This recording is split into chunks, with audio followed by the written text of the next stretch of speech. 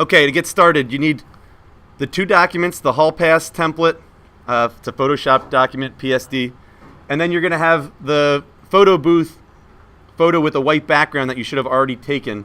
And I know we started that back in the very beginning, day 2 or whatever. Both of these documents need to be opened in Photoshop to go through this process. So I'm going to right click and open with Photoshop. I'm actually going to minimize this after it loads because I want to open the template as well with Photoshop.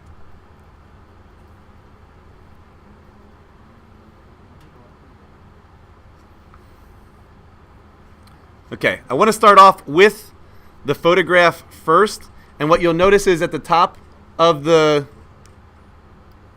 Photoshop window, there are 2 tabs now, and they are for both documents that are currently open within this window.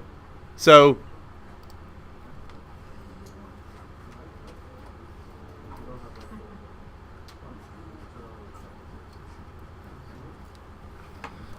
we want to crop our picture first.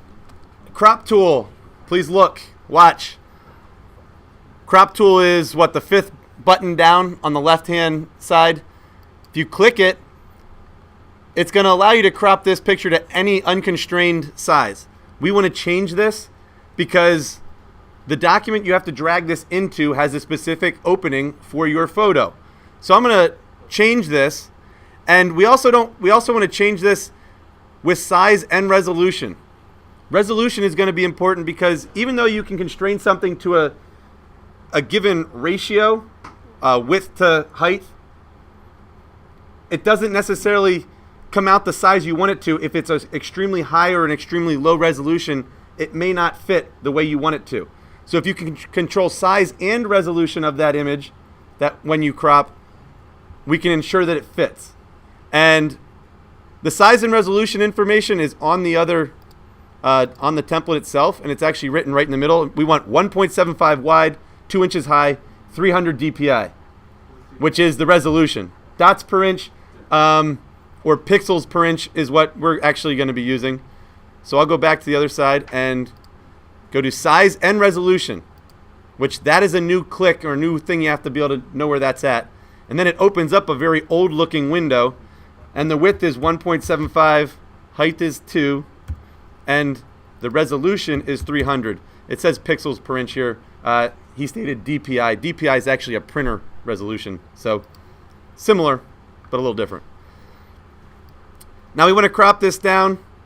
By clicking the grid, you can change the size of the grid on your screen and how zoomed in you are. If you click outside the grid, you're going to rotate your image a little bit. So if you're crooked for any reason, I don't know why your computer screen would be crooked, but if you click outside the grid, it's going to rotate it. So I recommend not clicking there. If you click inside the grid on your picture, you can center or better frame the photograph that you have available. I would recommend you want your eyes on that middle third, that upper third line. So again, try and crop this to the best of your ability to get your eyes where they need to be. And I'm going to drag this down now. And so my eyes now on that upper third line. That's a well-framed photograph. If you're taking pictures, that's something you should be trying to do as well. So it's ready to be cropped. Now to finalize this crop, now my screen resolution is really messing this up. Yours will look a little different. Your screen is much higher resolution and wider. But you find the checkbox at the top. It will take that current cropping that you've just gone through and make it available. Now you have your cropped photo in your separate file. You need to bring these 2 files together. And so we want to take this over to our template. To move this, the first button on that left-hand toolbox is your Move tool. And if you click and drag that photograph, hopefully it allows me to do it. Layer is locked. How did I lock it? It's the background layer, so which tool? You have to make it a That's like not just duplicate it. Duplicate that one. Where's it at? Go down here, and there's like a button. One of those says duplicate, I think.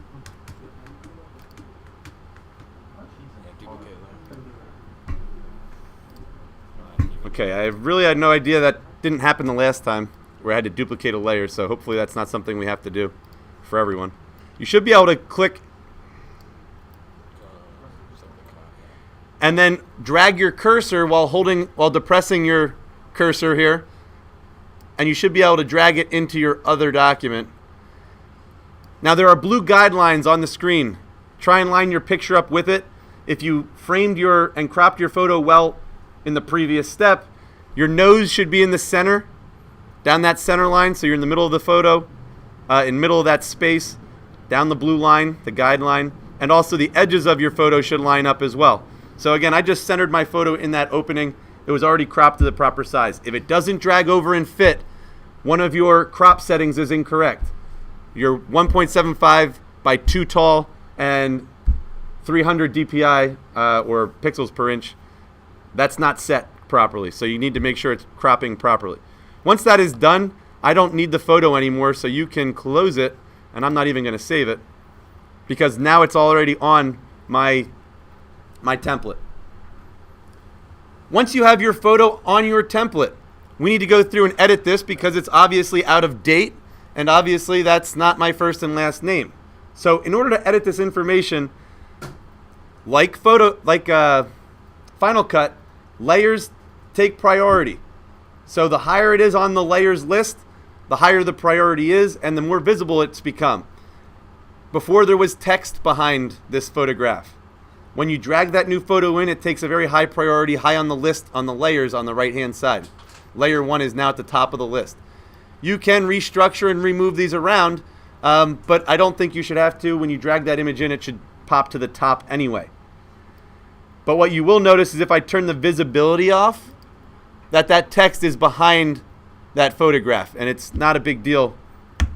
You can leave it there for now. There's no transparency here, so it's not an issue. But if you want to change any of these layers, as in the case for this text, I can go over and grab the text tool, but the issue is if you click, you're not going to edit text. You're not able to edit this unless you've highlighted the layer you wish to edit. So I'm going to highlight that layer, now come up and go through updating the date for the school year. All right. Actually, I don't need the full 2014. I'll just put 14 so that it fits. And once that's edited, you can come down your list and I can edit my name as well. If I go to first and last name, it must be highlighted first. Then you can click on it and it is now editable. So I'll put Mr. Siggins. Okay. So that is edited. I've put in the information I need. Please see this. When you change the length of this piece of text, it is no longer centered. And even the text alignment tools up top, it means the entire text box is off-centered. All right, so it's not that I'm left aligned and I want to go center. These are completely separate entities, and you have a text box that's not aligned. So what I want to do is to move that text box. With it selected and highlighted, I can also use the Move tool like we used earlier for the photograph. And with it selected, I would recommend using the keyboard arrows to slide that over pretty accurately. Yes, you can click it with the Move tool and drag it wherever you wish. And maybe that'll get you close. But the arrows are a great way to just move it a little bit and get it centered to the best of your ability. So make sure your name's on there. Make sure it's centered. And everything looks pretty good now. I don't think there's anything else I should have to edit. Last 2 steps before you save this and hand it in to me to print for you as a class. I will print 9 of these at a time. So I need to make sure these last 2 steps getting taken care of by everyone. Otherwise, copying and pasting these into a larger document is almost impossible for me to manage. Last parts before you save. These guidelines should be gone. To do that, go up to View and clear the guides, which gets rid of those blue lines. The next thing, we want to get rid of all of the layers. Do not get rid of all the layers until you've verified and checked and double checked to make sure that it is correct. Otherwise, you got to start completely over. The last thing we want to do is this small button in the upper right hand corner of our layers area here, this layers workspace, is if you click this, it should allow you to come down and flatten the image. When you flatten this image, it's going to smush all of the layers together. Any layer that's not visible will be, again, gone and or smashed together. We're going to flatten this image. You notice it's just pushed our final hall pass into one layer of one document. From there, make sure you file save as. In this case, I'll save it to the desktop with my name on it. So I would put Siggins Hall Pass is a good idea.